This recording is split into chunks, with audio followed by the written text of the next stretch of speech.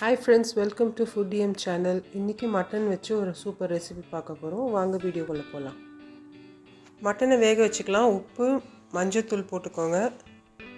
இஞ்சி பூண்டு விழுது கொஞ்சம் போட்டுட்டு ஒரு 1 கிளாஸ்ல இருந்து 1.5 கிளாஸ் தண்ணி ஊத்தி நல்லா மட்டனை ஒரு 10 நிமிஷம் வேக விடுங்க.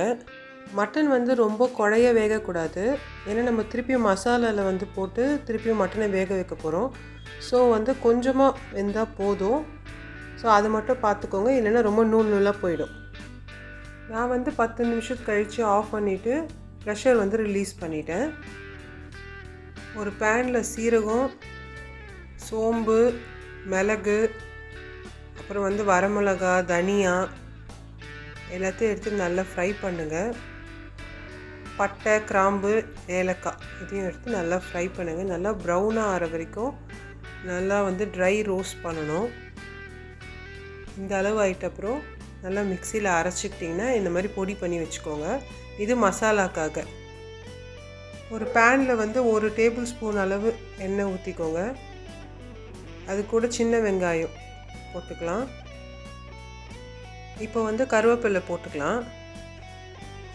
2 பச்சை மிளகாய் போதும். இது ஏன்னா ஏற்கனவே நிறைய காரம் நம்ம ஆட் பண்ணியிருக்கோம்.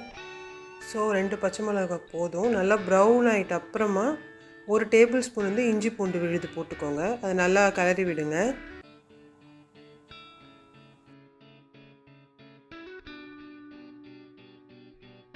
இப்போ வேக வச்சிருந்த மட்டனை இதில் ஆட் பண்ணிக்கோங்க. தண்ணி இல்லாமல் ஃபஸ்ட்டு ஆட் பண்ணிவிட்டு இதோட மிக்ஸ் பண்ணணும்.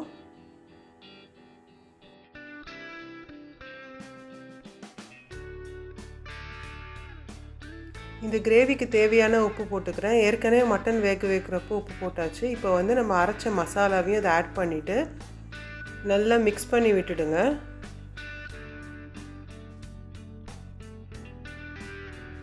இப்போ மட்டன் வேக வச்ச தண்ணியை இதில் ஊற்றிடலாம்.